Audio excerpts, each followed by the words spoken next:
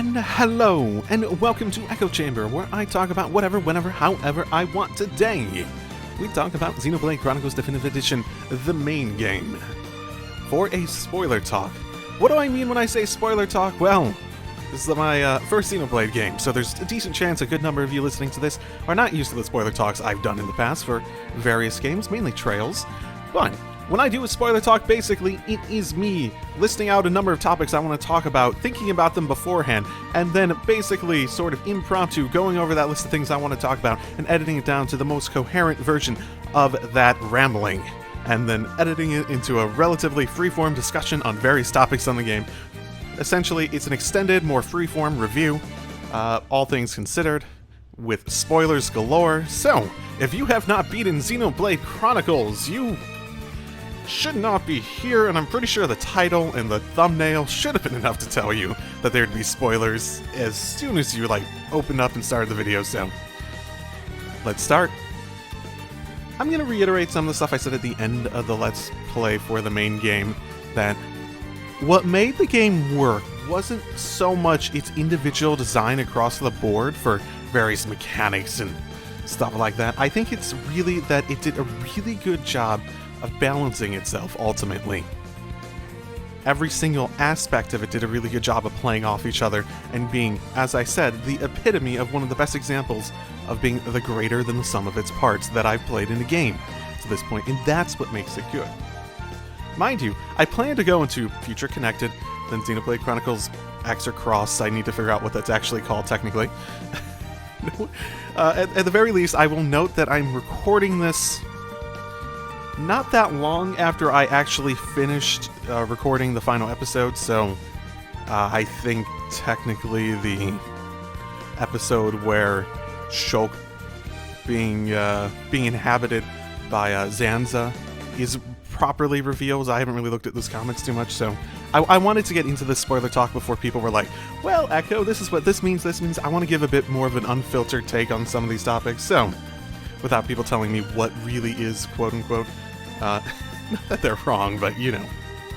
But yes, it is much the epitome of a sort of game of that is greater than the sum of its parts by having a really tight design around everything, for the most part. And this is really emphasized by, an example. When I was grinding up to level 99 and whatnot, there's a point where I realized there's named enemies about every level. They created a good milestone, and essentially it was like a little bit of an abridged boss rush that I ended up even making into a video and whatnot because there was just so many of them. And honestly, up until I got to Final Marcus, once I started doing that, the grind wasn't bad in the slightest. It's actually quite good, because those two aspects built off each other. A little bit of exploration, a little bit of the battle system and developing and just refining all that sort of stuff, and essentially going up against bosses where the battle system itself is the most fun. And because you had those little milestones by just spreading them across the entire world and whatnot, it was really interesting. But as soon as you remove those milestones and that little bit of a boss rush of those different parts of the design of the world playing off each other, oh my goodness, it got so much worse. It did. It really did. It was painful to go through the grinding at that point. It went from a pretty fun experience to just oh my goodness, I almost wish I didn't do this. The expert mode stuff helped a little bit with that, because I basically went and adjusted levels to optimize the amount of experience I would be getting out of any given battle. It helped with that a little bit, but it was still just oh, so boring. So boring. The Affinity stuff wasn't great either, but I think it's a good example of how the game, in its own individual ways, doesn't work as well outside of the design of everything working off each other. It really is a good example of that, in my opinion.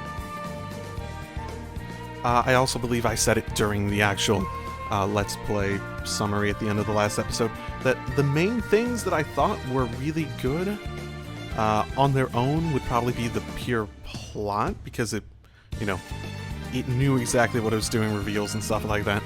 I think it's emphasized even more by everything else. The cinematography. I have gone back and watched some of the cutscenes from the Wii version, and the graphics, I gotta be honest, for those of you who like the original graphics, I'm sorry, but they're sort of shit. They sort of really are shit, but the cinematography, oh my goodness, it was so good. And they improved the graphics for the this version, and it was a big step up, and it made everything better. But the cinematography, they didn't really need to even touch, because they just did a really, really good job of just like planning out scenes and making them dramatic, making them really well paced and interesting and well scripted and all that sort of stuff. They did a really good job at that part. So I'd say the pure plot, I'd say, stands on its own, the cinematography stands on its own, and the music stands on its own. In general, I'd say that's the case. Everything else in the game is either bad to good and raise several levels of quality by everything else around it, at minimum. In terms of other presentation stuff, the voice acting was pretty good. There's definitely a few, Shulk in particular, that was quite good, especially at times. People in the comments made notes, like quite a few times, of like stuff about him doing really well in a particular scene, and I tend to agree with that. The only voice actor I can think of throughout the entire game that sort of just felt not great would be Dixon. And he wasn't horrible at, I'd say, he wasn't bad 50+% of the time, but there's a lot of lines where just like sort of his intonation and his tone felt like it really didn't fit what he was trying to say. It felt like he was trying to do a voice, and it didn't really match the situation nearly as much as it should have. He's probably the only one, but every other character, I'd say the voice acting was quite good or better. Graphically, like I said before, I think the actual... I think the original games, like the Wii one, from what I've seen of it, does not look good. I gotta be honest, I don't think it looks good. I think it has the scale of this game, from the bits and pieces I've seen, but I don't think like stuff like the character models in particular look good. And I think they did a really good job of making an art style in this new one that felt like it actually properly had a vision, and it's what they wanted out of it, while the original Wii one, from, again, the bits and pieces I've seen, so take with a grain of salt if you really do like those graphics, it's just my opinion. The original Wii one feels like it's a restriction of the time graphically, while this one, while the actual art style and vision doesn't feel like it's restricted, the restrictions feel more technical, in terms of like popping various foliage and stuff like that, and like the frame rate going down, the resolution going down in certain areas and stuff like that, certain scenes and stuff like that. That's where it feels like the limitations graphically are, and that's the sort of thing that you sort of just wish it was made on better hardware. Because the Switch, even now being a relatively newish, like even when it was released, it was like old as shit in terms of actual capability. So it's like, eh. But it feels very consistent, and like it's actually achieved, like there aren't limitations on the actual graphical, just like style and the vision of what they want it to look like the original has. And I thought that's quite good. I think that does a lot to actually bring out some of the character and make things just a bit more expressive, especially with the previously mentioned cinematography and stuff like that. Overall, presentation, quite good. Like I said, music definitely holds up. It's hard to talk about music. Usually when you talk about music, there's usually 3 different levels, I'd say, for musical quality. 1, it's just bad, it's like, what are you doing? And it's so very obvious it doesn't work. 2, it does well atmospherically, it sets the tone, it does stuff very well for that. And then 3, where it can set the tone, I suppose, I'd say 3 would be where it sets the tone, and it also is a very memorable music on its own, where you'd want to listen to it on its own, that sort of stuff. And that's really when it becomes quite good, which I think is the case here.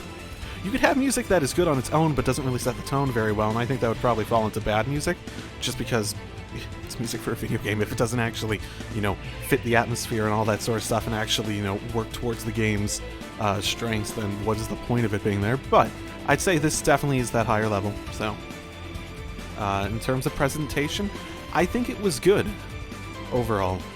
I think the quality of that, again, goes up in terms of the impact it has on the player via its how it works with everything else, the scenes, the cutscenes, the battles, all that sort of stuff, the animations, the stuff like that. It works very well together. But ultimately, presentation on its own, I'd say good. Gameplay-wise, I'd say also fun, good, and not great on its own, as sort of demonstrated by some of the grinding stuff I mentioned earlier. It's an interesting combat system. It's very unique. It's basically an MMO's combat system, restructured and reworked to have strategies that are meant to be done in a single-player setting. It's optimized for single-player stuff, sort of, kind of, because you sort of have to rely on AI still. And honestly, I do feel as though it would be better if you could actually control your AI compatriots, and you could say, hey, Echo, you could, use chain links and topple locks and etc., and make sure you can control them all the time. And it's like, if I have to, do a workaround just to actually control them, that's not really controlling them.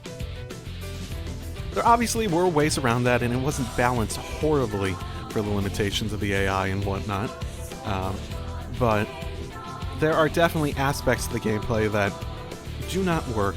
But I do think they do quite a good job of taking the general concept of sort of MMO-style combat and making it really work in a single-player setting, giving strategic variance and stuff like that. So like I mentioned before about topple lock concepts, I know what that is. If you watch my Let's Play, you might have noticed I never fucking tried to do that in the slightest. You want to know why? So when I go to games, the thing I enjoy the most about gameplay is a strategic element. Not so much skill or execution or stuff like that.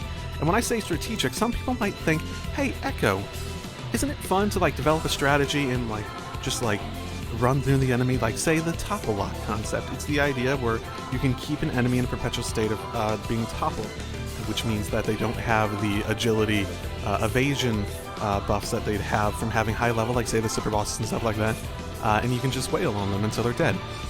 And it's yeah, that sounds like it would be a pretty effective strategy, especially if you executed it well. And I'm sure there's plenty of challenge in executing it, but that's not fun to me. I gotta be honest. When I find something fun, a gameplay system fun, it's the sort of gameplay system that doesn't just tell me to develop a strategy and go execute it well. I don't really care about that. I don't really care about execution, skill, or whatever that element is. What I find fun, and this game did have a good amount of it, it just wasn't necessarily the most efficient things. What I find the most fun is situations where it makes you strategize on the fly. You gotta think on your feet, you gotta adjust, you gotta do all these things. Which is another reason why having control of your AI companions would be nice for this sort of gameplay system. And I do feel as though there's quite a bit of that, and that's part of the reason why I like Fiora and Melia. Because, one, Melia is probably the best example I've seen in any sort of gameplay system, MMO-wise, that's just I can sit back and I can manage the battle. Which is all about that sort of strategizing on the fly and thinking on your feet, that sort of thing, adjusting and going through this whole narrative of the battle and stuff like that. And that's a lot of fun. I always found it very interesting to use Melia. I also like Fiora a lot, I mentioned it during the Let's Play, for much the same reason. You don't have as much control, but you also have control of the tanking perspective, which in a sense also controls and manages the battle, and there's enough of the auto-attack aspect to her, especially because I had her set up where she was getting criticals and a lot like that, and double attacks and stuff, and it basically built up the party gauge really quickly, which means I had a lot of latitude in order to do stuff like go over to Shulk and ask him for a Monado art or something like that. That sort of approach. And Shulk, too, wasn't bad for that, especially near the end when I tried to optimize him for getting his Monado arts up, because his Monado, just because of the variance of strategies to it, is pretty good in terms of offering a variety of strategies and ways to approach stuff.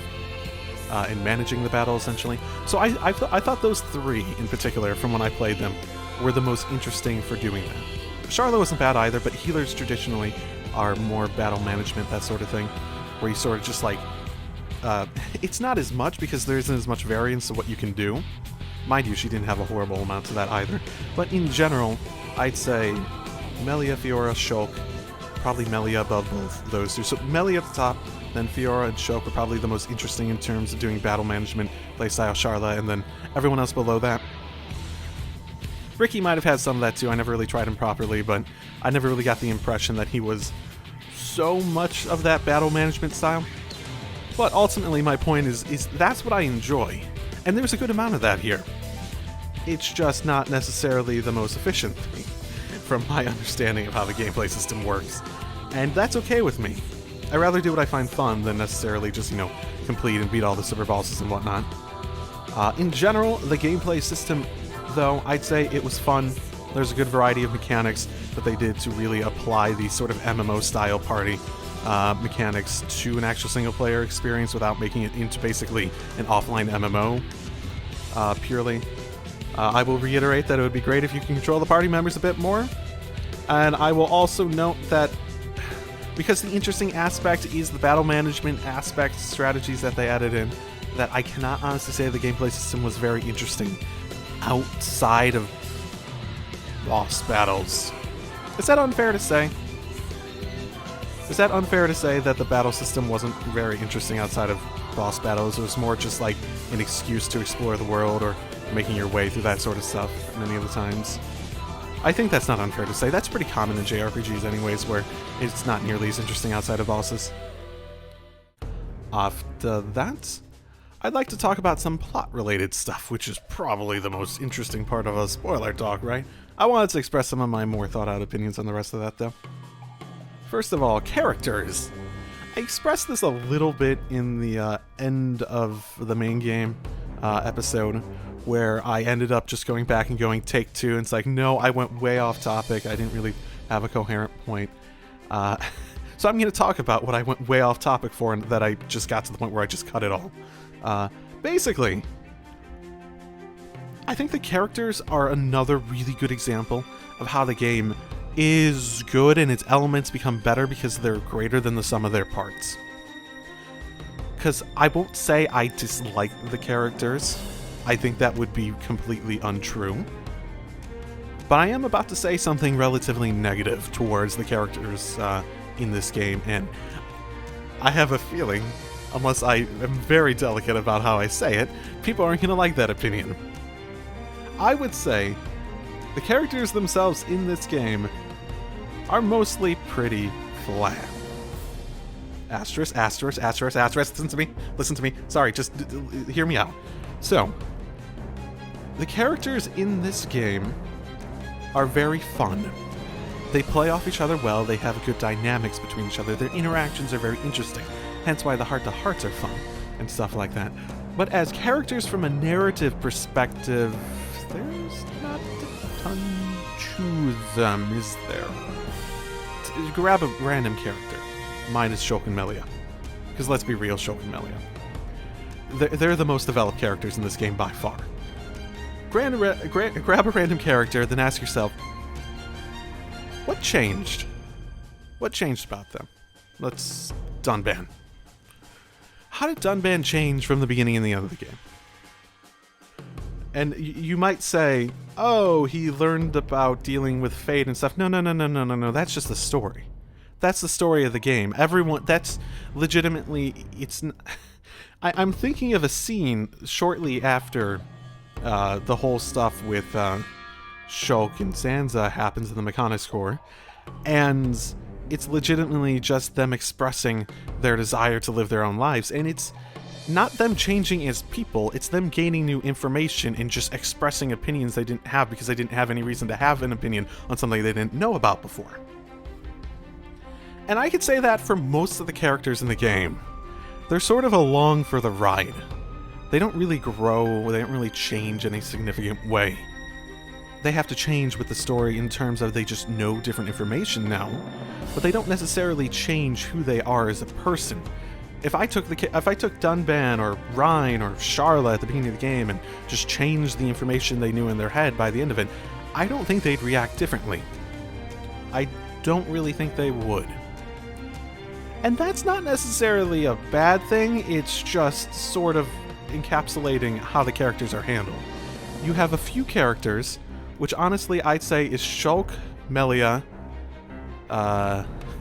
Egil, Fiora a little bit, Mainith maybe, not Zanza, no.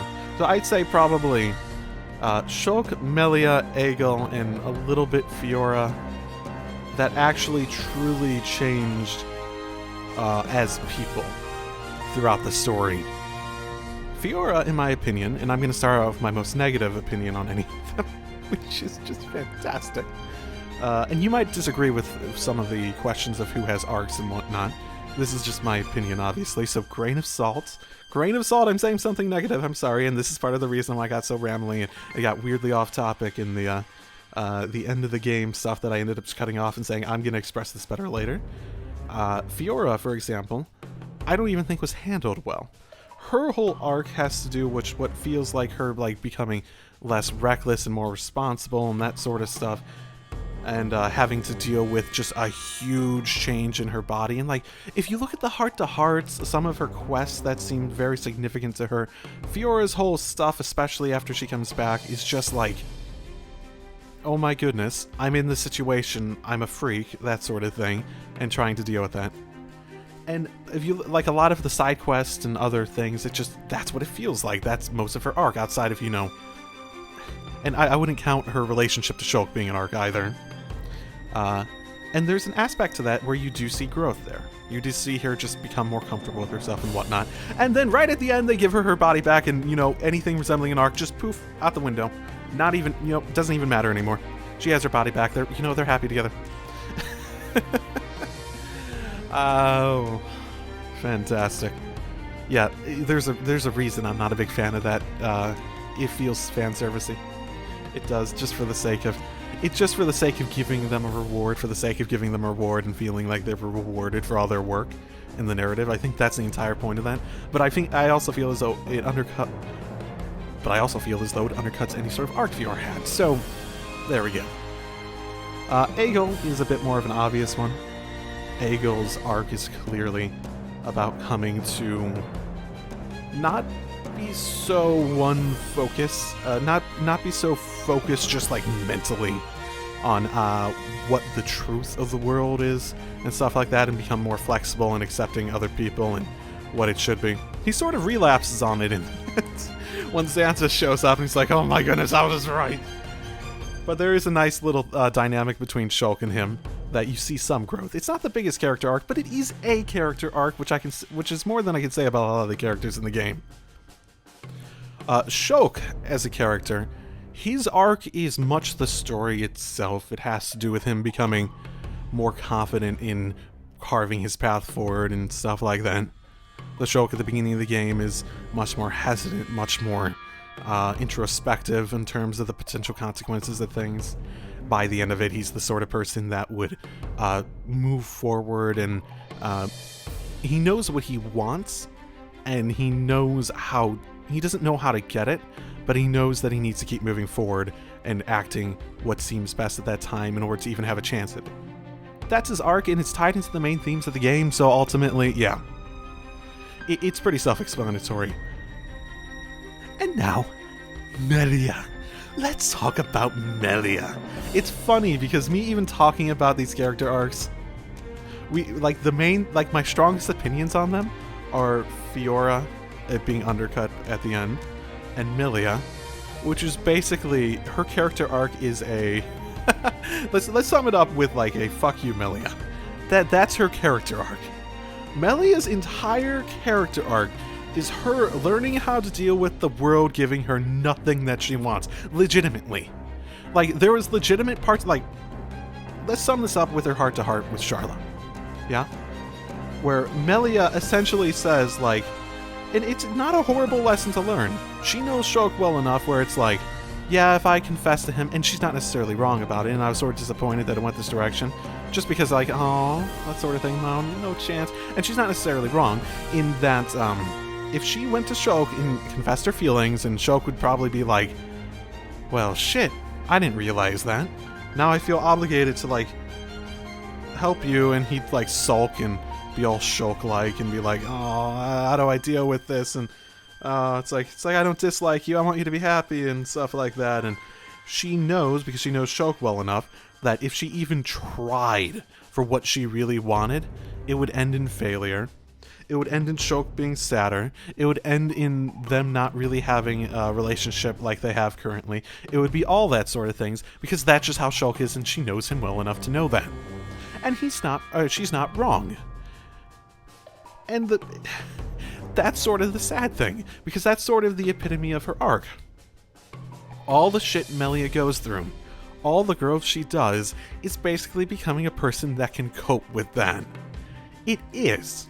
Just become like changing from someone who's bottling up and just like lashing out at people in order to keep them away emotionally, and just developing into a person.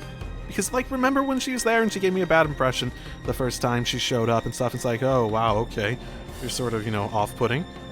She really grew into a person that almost unfortunately can cope with just not getting what she wants. And you could argue that it does sort of make sense for her, because having to deal with large burdens and not being necessarily able to live the life you would want is sort of a lesson a great leader or something like that probably needs to learn at some point. And I feel as though there's an argument to be made there that it makes sense in terms of her backstory and what she's going to be doing in the future, probably. Maybe, I guess. Depends exactly how the world's working after everything in the end. But, it makes sense for her. But when you really get down to it, it's the writer saying, fuck you, Melia. You're gonna learn how to deal with us just screwing you over and over again. And it's the most interesting thing, because honestly, out of all the character arcs in the game, it is probably the most developed one too. It is the most in-depth, subtle, and most notably well-written character arcs, and it's legitimately just a fuck you, Melia. It is legitimately. And I find that just so sad and hilarious and just, almost impressive all at the same time. And I don't really want to talk more about that. So overall, characters, they're fun. They're good characters, but I will reiterate that the game clearly puts emphasis on the plots and throwing these characters into the chaos of the plot and its reveals than it does actually, like, changing them as people and giving them their own proper character arcs and stuff like that. Like, I guess you could say Ryan has a little bit of a character arc. He develops from wanting to protect Shulk to wanting to have his back, which is basically the same thing. The only difference is that he now respects Shulk more, which isn't really a character arc. I'm sorry, I'm being negative. I know I sound like I'm being negative, and I know that this might not go well over with people that really like the game. I really liked it too, but that's the thing. I'm the sort of person that when I see something, I typically more see how could it be better than a, oh my goodness, that was so good, or anything like that. Like, I enjoyed it a lot, but when I actually sit down and think about things, I'm much more that sort of person that's critical and tries to see for how things can be better without trying to take away from what they are. That sort of thing. So yeah, that's my opinions. That's my opinions on the characters and stuff like that. The last main thing I want to talk about after this, well, the actual plot. The actual understanding of what the fuck was actually going on, ultimately. This is how I understand the plot on an overall level, not the plot scene of the game, but the overall general events of what happened in the world. The Monado was a supercomputer that was designed in order to manipulate ether at its fundamental level. It was in a satellite around Earth for an experiment of some sort, when at some point it was developed to the level that someone got the great idea that they just use it to just change the entire world. At a point when they did that, it caused a chain reaction to connect and manipulate all the ether from one ether to the next across the entirety of existence, essentially fusing itself into the basic fundamental level, the actual fabric of the universe, so it didn't even need to be a computer anymore. It was just part of the universe, creating what we know as the Monado, and creating something that is legitimately omnipotence, being able to manipulate and just affect anything it wants on a fundamental level. And then from the desires of its masters that developed it initially, it created an entire new world. And the actual Monado blade itself strikes me more along the lines of like a login key, that sort of thing. Then you have people at the epicenter of it, being Zanza or Claus or whatever his name is technically, were gained access in order to develop a world into whatever they felt like. Presumably because of conflicts between desires. At a point, they were basically given their own, basically, worlds themselves, in a sense, like the Bionis and Mechanis being representative of each of their desired worlds and stuff like that. And through their login key, they are given access to the supercomputer to do as they wish, with obviously an administrator-level AI, aka Alvis, running it. In a sense, it could also mean that there are others out there with a similar situation, because it's not like we saw Maynith actually be the one to, go ahead and actually start the program. It was just Zanza, so who knows who else on that satellite could have created their own equivalent to the Bionis and Mechanis in some form. So, lots of opportunities out there. Whatever they are, melded into the world that was created after. Then again, maybe not, considering the fact that Shulk just basically rewrote the entire world with his new wish at the end of the game. But, either way, after the world was recreated, the Bionis and Mechanis were born, and they created life to stave off loneliness in their new existence. Whether they had their memories from before or not is unclear. I could see either explanation of them starting with their memories and it just like fading over time, going through eons of being a god. It probably would. Or they just didn't have their memories at the beginning and they were just the same existence born into a new, body, essentially. But essentially, they created life to stave off loneliness even if they couldn't get past their own ego in that situation like Zanza. On the Bionis, civilizations rose and fell in Zanza's cycle in tension, where basically he got to a point where he wasn't being paid attention to anymore, and he was like, Baka, and all you gonna die, and we're gonna start over again, and all that fun stuff. And at a point, he made most of the actual life be basically non-intelligent across the world, with the occasional intelligent thing popping up out of a whim. And likely he had many cycles of various civilizations growing and falling and growing and falling, probably more than one ultimately, than the one we are aware of at the very least. During all this time, you had stuff like the colonies be built by the Hyentia, who were probably a stable force throughout many cycles themselves, because they were made more as antibodies in the world, and they probably were very consistently in that state across time and space. So you had stuff like the colonies get created and destroyed and stuff of that nature, and repopulated by other creatures and stuff of that nature. Why they're still called colonies, I don't know. It's still sort of fucking weird that they're called colonies, even if they are taken over by a different, race and civilization afterwards. You think they just call it something like an actual town name at that point, but okay. Eventually, the original battle we see in the game broke out between Zanza and Maynith, because Zanza wanted full control over the computer. He didn't want any other administrators he was aware of capable of going in and changing his ability to rewrite the world in whatever way he wanted to rewrite it. The fight went down, and they eventually, with Zanza quite damaged, locked him away. The Hyentia became rebellious and started to actually develop a way for them to get rid of their cursed blood and whatnot that would change them into Telethia and whatnot. Zanza, completely reliant on the Monado's ability to predict the future, saw something in the future of him fusing with a boy named Shulk, who happened to biologically be extremely similar to what he was when he was alive beforehand, whether he remembered it or not. So he put complete faith into that vision and went ahead with it. The events of the game happened. The connection he had to the model allowed him to possess Shulk. Eventually, the rest of his essence came in him when Zanza, the giant body, was destroyed during the whole Prison Island stuff. And it was a good setup because he was super compatible, possibly because of the biological similarities between the two. I don't think they're exactly the same looking. I know the hair is different, but they're very, very similar. Zanza possesses him in the initial event where they meet. He, in a sense, dies, but not really. He's kept alive by a thread.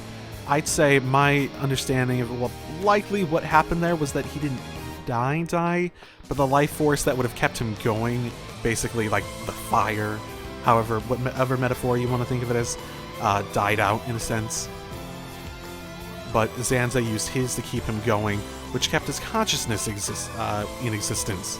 Or alternatively, he didn't have a consciousness at that point. You know, that's probably more likely.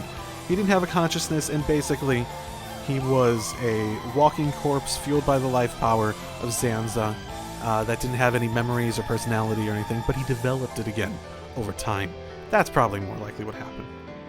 Eventually, because Shulk had such similarities to him, and probably because of him having his life force basically be based on Zanza's and developed his own again over time, as well as the connection to the Monado and the use of the Monado, let's say it like this.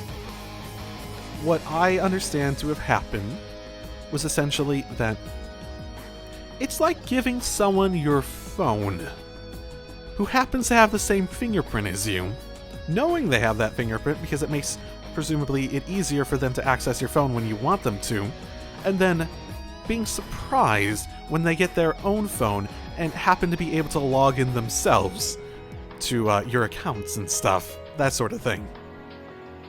So, with Shulk still around after it existed, you had the events at the end of the game, where he was able to acquire his own connection to Monado and basically be registered as another administrator to the system in a sense. I guess that's one way to phrase it and stuff like that. And eventually being able to beat Zanza and using that victory in battle to essentially persuade Alvis that his word was the more important one to actually being listened to in terms of being an administrator. Stuff like that. In the same way, Zanza was able to take Manus Monado. And then, as I sort of understand it, the end of the game is essentially rewriting the universe to remove the influences of the Monado, login keys and stuff like that, so it's just a world now, with lots of stuff in it, lots of fun, interesting stuff in it, that could be anything.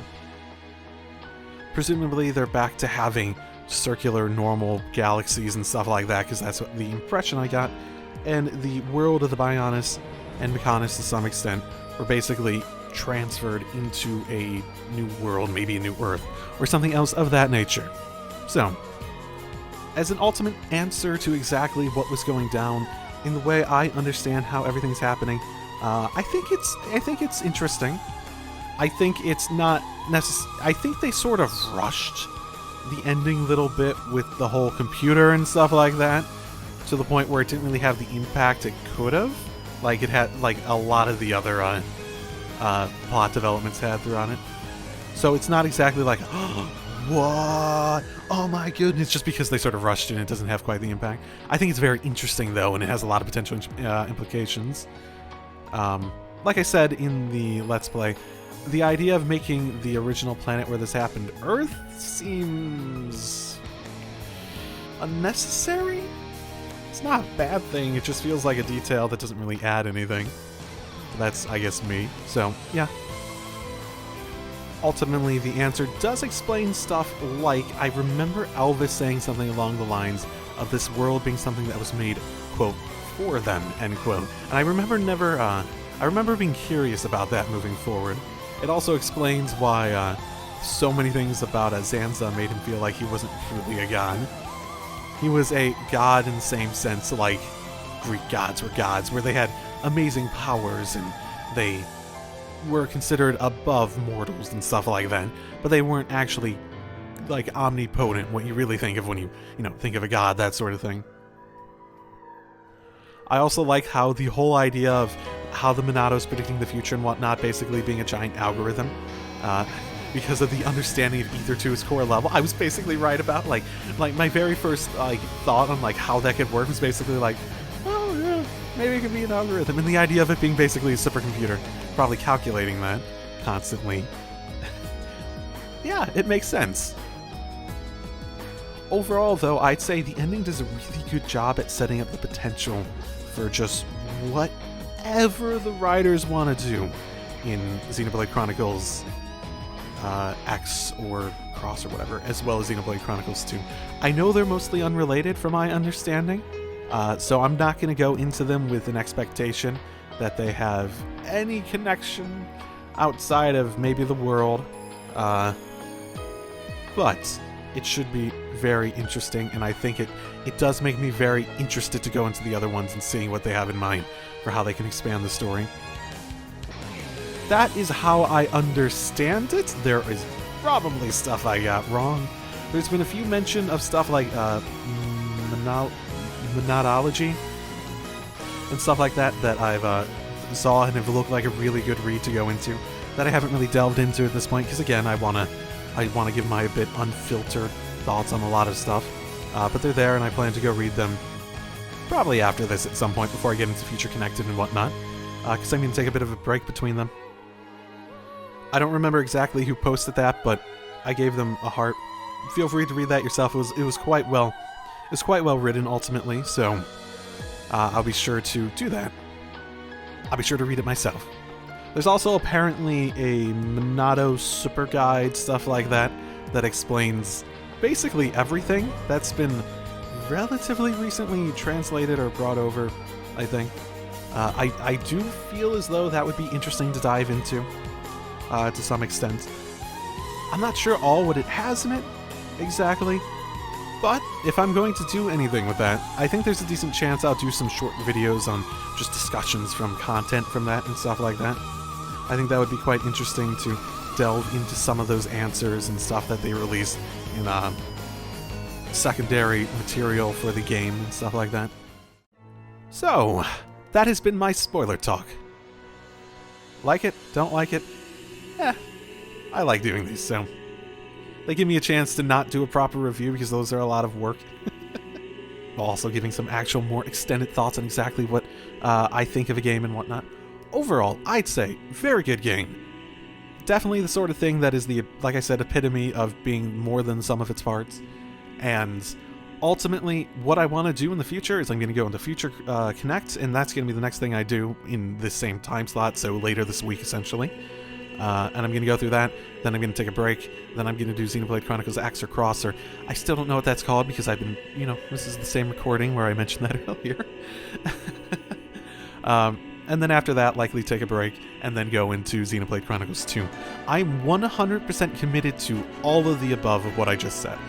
If there's anything I'm not committed to, it would be some of the secondary material, like the Monado guide thing that was mentioned to me that I haven't really looked too much more into since. Stuff like that I'm not as committed to. Let's just say it this way. My commitment and interest in playing future games in the series could likely be tied to how quickly I make the first thumbnail for a series. How far ahead I go ahead and make that thumbnail. For example, for Persona 5, I think I made that like a year ahead of time. Something like that. It was a long time before that I made that thumbnail. For the Trails games, especially ones that I've had to wait for, I've often found myself making those basically as soon as I finish the game before. For this one, between me finishing the game and now, I have made the first thumbnail for both Xenoblade Chronicles X and 2. So I already have those made and ready to go for whenever I start those. That's probably that is a good way to phrase how committed I am to playing a game. And I very much want to. Ultimately, this channel is 100% a hobby. It is me sharing my blind experience of games I want to play, with some say from you guys, because I don't have as much strong opinions on exactly what I want to do at a given time. So I'd take some of your opinions in terms of what I should do first before others. That's how I started Xenoblade Chronicles in the first place, because people were interested when I did my poll back in the channel anniversary back in May and whatnot. People were interested in seeing that over some of the other things that I had on my mind of potentially playing. I am not as committed to playing Xenogears as Xenosaga. I do want to at this point, but at the very least I'm going to do the Xenoblade Chronicles games. So, that's been my spoiler talk. I'll do whatever I feel like for Future Connected. Probably I won't do another one of these. I figured the main game deserved its own because I can imagine Future Connected probably has its own set of stuff. This also gives me a good excuse to get these opinions out of my head before I go and properly read some of the more detailed comments people have left already on some of the videos. So, this has been Xenoblade Chronicles Definitive Edition main game spoiler talk. I hope you enjoyed it because I did. I'll see you in Future Connected. Drive safely, everyone.